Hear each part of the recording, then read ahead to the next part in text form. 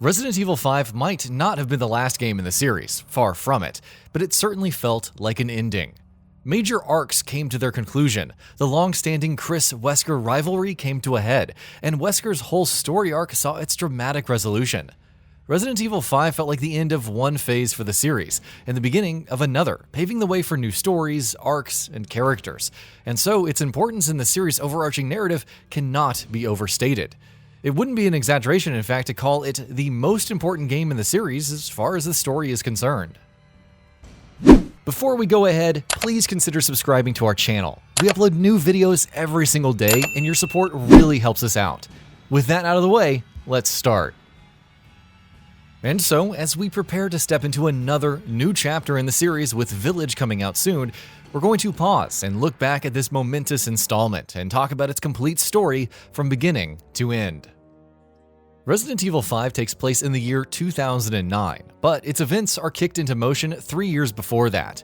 In 2006, Chris Redfield and Jill Valentine, now agents of the Bioterrorism Security Assessment Alliance, or BSAA, get a tip about the whereabouts of Umbrella Corporation co-founder Oswell Spencer, who has been on the run and hiding ever since knowledge of his company's true purpose and their activities went public years ago.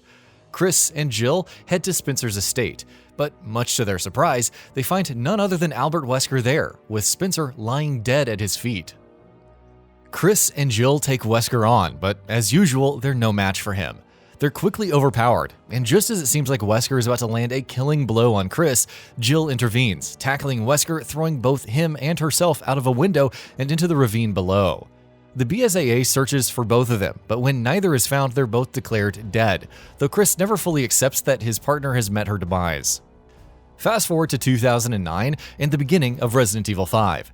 Chris finds himself in West Africa with his new partner Sheva Alomar, and both of them have been tasked with investigating possible bioweapon smuggling activities in the area, with a man named Ricardo Irving their prime suspect. Chris and Sheva are to make contact with BSAA's Alpha team in the area, but upon arrival they quickly realize that they've landed into a hornet's nest. The village they find themselves in has been overrun by people infected with Las Plagas parasite, and Alpha Team has been murdered and entirely decimated by a BOW created by a deadly new virus known as Ouroboros. The pair is eventually found and rescued by BSAA's Delta Team, led by Captain Josh Stone, who used to be Sheva's mentor. Stone shows the two of them the data that they have on bioterrorism activities in the area, but Chris finds something else that instantly grabs his attention. A picture of Jill, who's been presumed dead at this point. Chris's belief that she is actually alive is fueled even further, of course, but we'll get back to her in a bit. Chris and Sheva get back on the trail of Ricardo Irving, and soon manage to track him down and corner him in a network of mines. He's aided, however, by the arrival of a mysterious hooded figure, who disrupts Chris and Sheva's attempts to apprehend Irving, and flees the scene with him. More ambushes and fights follow, including one particularly harrowing encounter with a bat-like BOW, which is also Ouroboros-based. Once they're out of the woods, they are contacted by the BSAA in order to return to headquarters to provide a full report of the situation. Chris, however, refuses to do so, now firmly believing that Jill is alive and connected to this whole mess. He decides to proceed with his original mission, and Sheva decides to help him. Eventually, the duo manages to catch up with Irving again while he tries to escape on a boat. Cornered by the two of them and left with no other option, in desperation, Irving injects himself with the Plagas virus, turning himself into a massive sea monster, tentacles and all. Chris and Sheva manage to defeat him, following which Irving, in his final moments, tells them to head to a nearby cave to find the answers that they're looking for. He also suggests that one of the masterminds of this whole situation is Ixela Guione, the head of the West African division of a pharmaceutical company named Tricell, who also happens to be one of BSAA's funders. Irving dies before he can elaborate any further, and Chris and Sheva head to the cave he mentioned. In the cave, they discover a flower known as the Stairway of the Sun, which, as it turns out, was what Umbrella originally used to create the progenitor virus, and in turn, all the viruses and bioweapons they created afterwards. In plain terms, this flower is the root cause of most of the terrible bioweapons and viruses that have made appearances throughout the history of Resident Evil.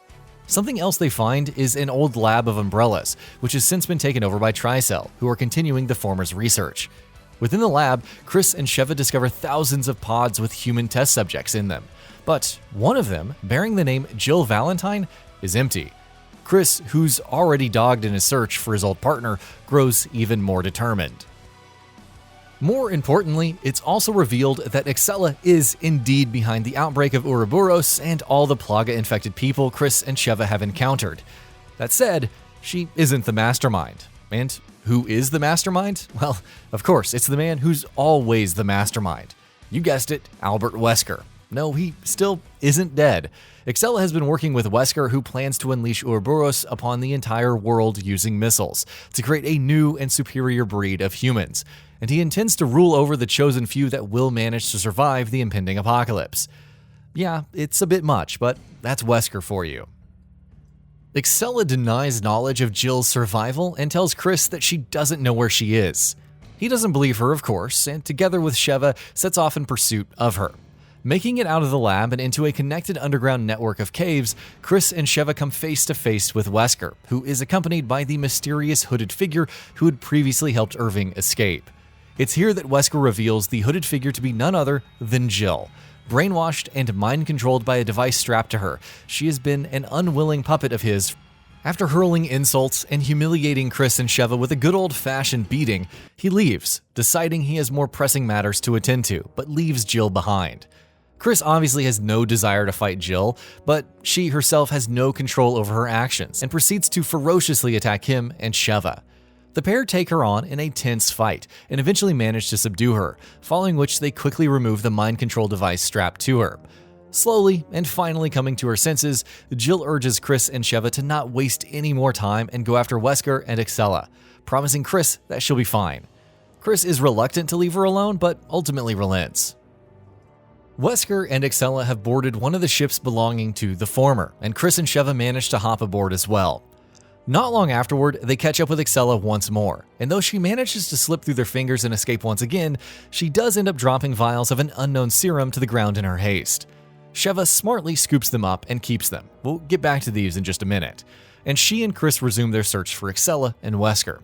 As they're fighting their way through the tanker, however, Wesker does, well, what he always does. He betrays Excella, infecting her with Ouroboros, and declares that she was never more than a pawn in his grand scheme.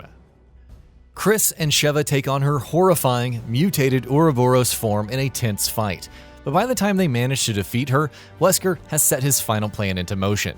He is preparing to board a bomber in the hangar of the tanker, which he will fly into the air and ultimately deploy Ouroboros-filled missiles with the intention of firing them all over the world. As Chris and Sheva hurry after him, Chris receives a call from Jill, who tells him that Wesker needs regular doses of a progenitor-based serum to keep the virus in him stable, which in turn allows him to retain his superhuman strength and speed. And yes, the serum she is talking about is the same one that Excella dropped, and that is now in Sheva's possession. Interestingly enough, Jill also tells them that an overdose of the same serum would kill Wesker. Turns out being a slave to Wesker's will has its advantages after all, because that information is going to be crucial in a bit.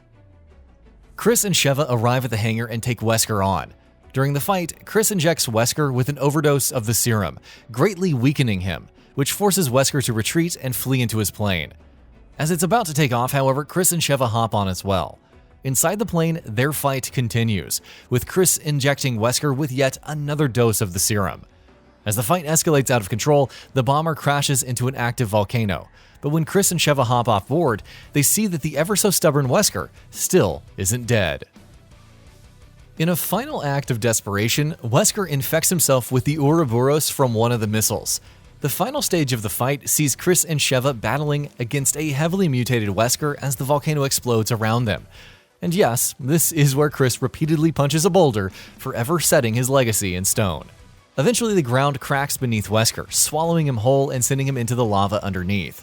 Josh Stone and Jill arrive on the scene in a BSAA chopper, which Chris and Sheva promptly get on.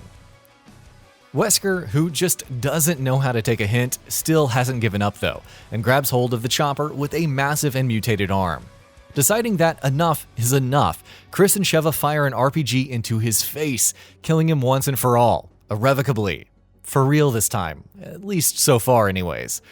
As Wesker's corpse burns up in the volcano, Chris, Sheva, and Jill fly away in the chopper, bringing to a close Wesker's constant schemes and manipulations, his long-standing rivalry with Chris, and of course, the story of Resident Evil 5.